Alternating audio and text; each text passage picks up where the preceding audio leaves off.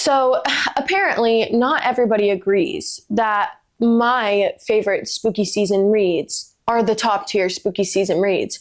So today, what we are going to be doing is reacting to the 1-star reviews of all of my favorite spooky season book recs. I don't know if I should laugh, if I should cry, if I should fight somebody, but at the end of the day, we all know reading is subjective. Everybody has their own opinions. Sometimes it's the wrong opinion, but I'm kidding.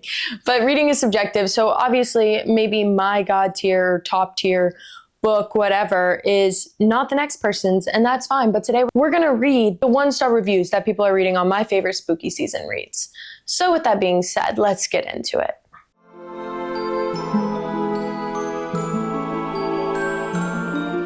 Hello book besties, and welcome back to another YouTube video. If this is your first time here, thank you so much for joining. If you have come back from one of my other videos, visiting from one of my other videos, thank you so much for continuing to support me. We have something a little fun going on today. Do I say this every week?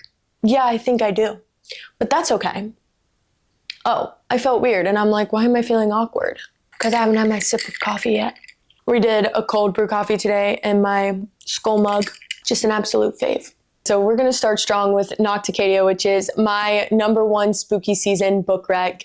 And I just can already tell these are gonna be kind of funny. So the first one that I'm seeing is, did we all read the same book? Because what in the worms infested brains is this? That's just literally hilarious. Objectively, that's funny because of the premise of the book. So frankly, I can't even be mad at that one. Oh, okay. So this is what I mean when we all like different things. It says DNF. When she started, I don't want to say this word. When she started doing things to herself in class and filming it, it was over for me. No thanks, cringe, made me giggle. See, her issue was, the reason they DNF'd it at that point is because they didn't get to the next part when said teacher of class confiscates the phone. So should have stayed another chapter. All right, here's another one. I was blessed with eyes and I abused them. What in the fuck was this? The plot could have been spectacular, but it wasn't. The world building was so good, but then you go and destroy it with an annoying FMC. I actually didn't think she was annoying at all. I actually like her because I feel like most dark romance FMCs are just foils for and in dark romance books, and she actually had an opinion. Maybe that's why she thought she was annoying. Maybe you think a woman with an opinion is annoying. Maybe that's what it is. She was so childish and was giving pick-me vibes. Very naive and didn't follow anyone's advice. Because God forbid somebody says, don't walk alone at night. It's haunted. I'm sorry. Well, sorry, what am I gonna knock on someone's door every time I need to walk to my house? Come on. Too long for such a little plot. Couldn't give a shit about anyone in this book, even if you paid me. Well, the other one, 1 star, worms. Valid, hey, if you get creeped out by worms, probably don't read it. Lily is a dumb loser and a little rat. Also, your half-sister can go to public school. Well, that's hilarious. Facts. Your half-sister could go to public school. This is what I'm getting from this. I'm getting, y'all don't like the FMC, which honestly doesn't really make that much sense to me. But reading is subjective. Hey, trust me, I've read books where I get annoyed with characters too. Couldn't be that one, but I guess we'll move on, but strongly agree to disagree. The next one we're gonna read reviews for is gonna be the Ex Hex. No one can say anything wrong about this book to me, and I'm so serious. Obviously, I rated this book 4 stars because it feels wrong to rate it 5 stars on the level of super high fantasy books when this doesn't have any world building. But why is this one of my favorite books? So I guess we're gonna get into it and see what these reviews are, which honestly, I might take these ones personally because honestly, I just think that it's so good. I just think this is such a cute book. How could you say anything wrong about it? And it only has 3.48 stars on Goodreads, so we already know people aren't liking it. This first review is a very long one. It's a very, oh, you can't see. It's a very long one. But we're gonna get into it because I feel like it's gonna be kind of funny. So here we go. Please, for the love of God, if I ever pine this hard after a man I dated at 19 for only 3 months, 9 years later, somebody just killed me. Well, she wasn't pining the whole 9 years. She was not pining the whole time. Okay, he just came back and he was looking good and she was all like, why you gotta look that good when you coming back to my place? Why? Who wouldn't?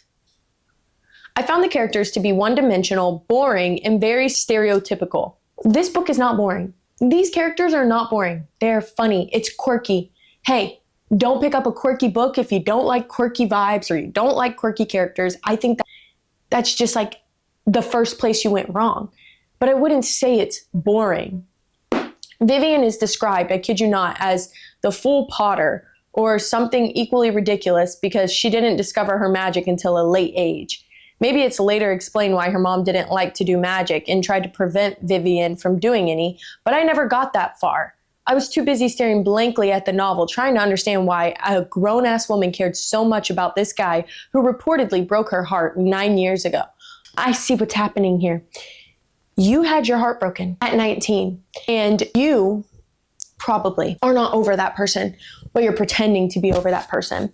So reading a book about it is just making you see. And that's what I think. Yeah, I'm convinced. We're going to skip through this. I completely believe Gwen could have cursed a sexy lamp to look and act like Vivi to fool Reese, and it would have no impact on the story.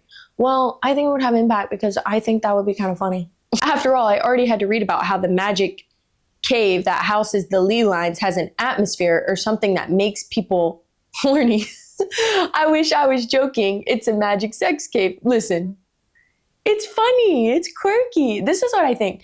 I think that people go into books like these with expectations of it being some phenomenal, on the level of world building as other fantasy books. And that's not what it is. It is supposed to be quirky, cutesy, funny, witchy. And I just think that when you're going into it, you have to kind of remember the back of the book is the exact vibe of what the book is. So read the back of the book. If that's not your vibe, you're not going to like the book. I read the back of the book and I went, hey! And that's how I knew I would like it. Why did I just sound like a horse? That's why I knew I would like it. So maybe I think it's your own fault. Number 1, so boring. Never mix witchcraft and vodka, but mixing vodka with this book was necessary. That's kind of hilarious. So there's a comment on it. It says, 5 stars for this review. The review is objectively funny, but I think it's great. I loved this book. Let's see. Unpopular opinion alert. I hated every single second of this book. Things that didn't work for me. The magic system had no explanation. Again, it's not some high fantasy book. Hey, they're witches and they get magic from the Lelines. That's it. You don't have to understand the depth of it. They live in a small spooky town. That's truly it. That's all you need to know. Again, this book is exactly what you would expect it to be. If you go into this book expecting more than exactly what it feels like it's going to be when reading the back, you're probably not going to enjoy it. Literally, the back says, never mix vodka and witchcraft. Her heart was broken and she got drunk and then put a curse on a boyfriend. Now 9 years later, he's back. I fear we're being overly critical of a book that literally delivers what it's supposed to deliver. And that's all I'm going to say on it. That's all I'm going to say. I need a hit. I fear I am very not critical about books in general. I can enjoy almost any book. Don't get me wrong. There are books that I've read that I'm like, as a matter of fact, I don't like that. And I can be critical of said books. However, in general, I'm very easy to please. So maybe it's just me, but sometimes when I see what people are hating on about books, I'm like, you were warned. For example, I'm about to read the 1-star reviews of Haunting Adeline. And I've done this before. And I know majority of the 1-star reviews are hating on the fact that there's a lot of dubious consent. The trigger warnings quite literally say dubious consent. And it's like the same thing with other books. For instance, the Ex Hex. The books are explained to you plainly what you're going to get. If you expect more from the book, that's on you. If you read what you're going to get and you think, I probably won't like that, I don't think I'll be down for that, don't read it. I fear it's that simple, but who am I? Well, I'm literally nobody. That's who I am. I'm literally nobody, so whatever. All right, so now for some 1-star reviews of Haunting Adeline, which again, I understand it's not for everybody, which I can agree with and I can see. But again, you're getting what you're warned about. So if you read the trigger warnings and you're like, that's not for me, then it's not going to be for you. You know what I mean? I think it's so important when you're going into a dark romance book to read the trigger warnings. Because if you are going to leave a negative review on it because you were triggered about the things that you were warned about, I don't think that's a fair rating. I don't think it's fair. Authors, reviews, all of these things are so important for them. And to negatively review something that you knew was going to happen and then getting mad that it happened, I don't know. That math doesn't math to me, but here we go. 1 stars, you're so fucking creamy. Hey, I get that. It's like equivalent of when we were in high school, middle school, and people didn't like the word moist. Some words cringe people out. We all have our ick that makes us want a DNF, so I get it. I don't like it when they say the MMC has thin lips. I wouldn't give it a negative review because of that personally, but I would be icked out. So I get it. We all have our icks. This book was so fucking corny. It was awful, but also a fucking corn fest. Well, that was redundant. When reading a dark romance, you expect a little more depth and triggering themes to accompany the story. Maybe a little drugs, death, etc. The book is a goofy-ass hacker vigilante stalker and an insufferable heroine who claims itself to be a dark romance. It's a joke. People love hating on the women in the dark romance books. But honestly, I don't know. To call Addie insufferable, I wouldn't say she's insufferable at all. I've read FMCs that I think are really annoying. I think she kind of struggles with herself because she is liking what is happening and she doesn't understand why she's liking it because she feels like something's wrong with her. I think that's relatable, to be at odds with yourself because of your dark side. So I honestly don't think she's insufferable. I get Addie. I understand Addie. This was all hype, no substance. I think I enjoyed a portion of it. I thought there was potential. I thought the story was going somewhere. I was falling for a stalker. Oh, this is poetic. But everything about this was mediocre, subpar, and juvenile, and it got worse as I continued to read. This ain't a dark romance. It just has dark elements in it. It was a surface level and hardly anything was explored. Let me correct myself, nothing was explored. Actually, I have a comment on this. Here's what I think. And this is why I recommend this to people who are starting a dark romance. I think book 1 is almost on the lighter side of a dark romance. I think the Edge of Darkness trilogy is a dark romance. That entire trilogy, dark romance. You're getting in that, it's gonna be emotional. I think Haunting Adeline is a lighter dark romance. I think this is a good introduction to dark romance. Yes, there's dubious consent, and if you don't like dubious consent, then it's not for you, but you don't have as much of the darker elements that other dark romances have until book 2. Book 2 is much darker, and I would categorize book 2 as a darker dark romance. This one to me is a more fun dark romance. The story is kind of setting up book 2 to be the darker version of in a dark romance where it explores a lot more themes and it can be harder to get through. But book 1, I think it's a lighter dark romance personally, but that's just me. So what do I know? All right, what are we gonna do next? Oh, I know exactly what we're doing next. I'm excited to do this one because this is a controversial book that I love, and it's The Coven. I should do both. I should do The Coven and The Curse because The Coven, it gets darker in The Cursed. I love this book. I see so many mixed reviews online about this. I ate this baby up. I loved The Coven. Book 1, love. Book 2, I rated 4. This one was 5 stars. Book 2, I rated 4.5 stars. Let's see, because I know people have opinions about this just based on what I've seen online. I wouldn't say this is a super well-known, popular book, but within the realm of people who do know it, it's, I think, very controversial. First one, 1.5 stars. It felt like the author had no plot in mind for this book, and they just put together every random idea trope popular among readers, then made things up as she wrote. To be honest, I did not get that at all. Don't get me wrong, I get there are tropes, popular tropes in it. I did not feel that way. It's like a dark academia quick book, but again, look how small it is. There's not a lot of room for heavy world building. It's a dark romantasy and it's small. So jump in rather quickly. So I thought that I ate this book up so quickly. Excuse me. I thought it was great. So I don't really agree with what she's saying, but let's see what else. This book features zero world building and things that make sense in general. Again, Look how small the book is. If I pick up a book this size, I expect little to no world building, personally, because world building takes on a lot. It takes a lot to world build. You're not going to get extensive world building in a book this small, in my opinion. Think about it.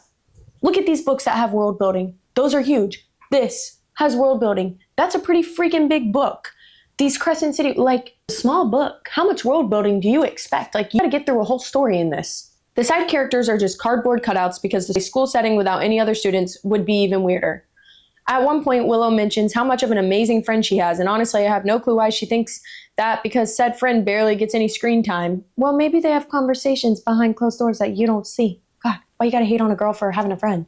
God forbid a girl talks to her friend not in front of you. 90% of the story is just hella weird interactions between Headmaster Vampire Gray and his student Witchy Willow. This book was basically a lot of the two MCs eye-fucking each other and one asking the other if and when they were going to woohoo. And when they finally did, I wish they hadn't, because none of it was worth the wear and tear on my eyes. Well, I'm not gonna lie. I personally don't agree. I had a really good time.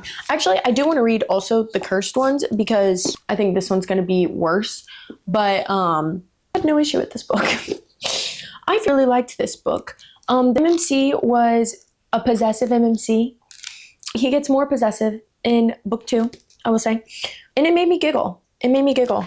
It was one of those books that just made me giggle. Again, was the plot crazy in depth? No. Was it the most well-written book in the world? No. Did I have a good time? Abso-fucking-lutely. So The Cursed, which is book 2, is rated even worse than The Coven.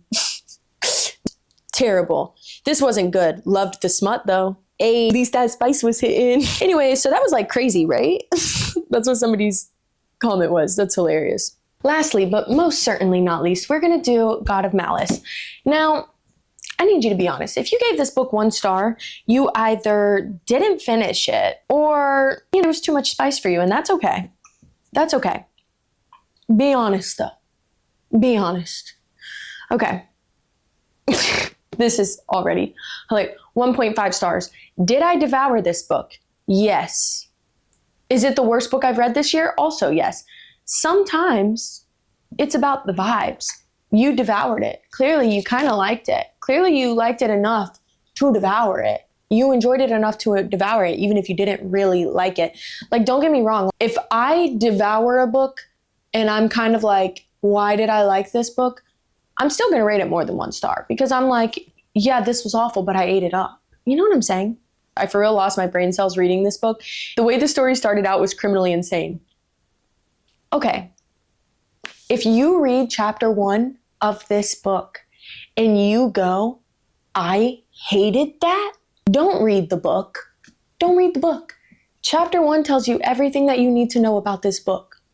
And I fear if you choose to read after that, that's on you. That's on you. Because chapter 1 says it all. It says, the standards are disgustingly low. Killian was your typical emotionless, basic bitch-ass edgelord, wannabe psycho who has daddy issues. Okay, so he's literally on the psychotic spectrum, but okay. I felt no chemistry between them whatsoever.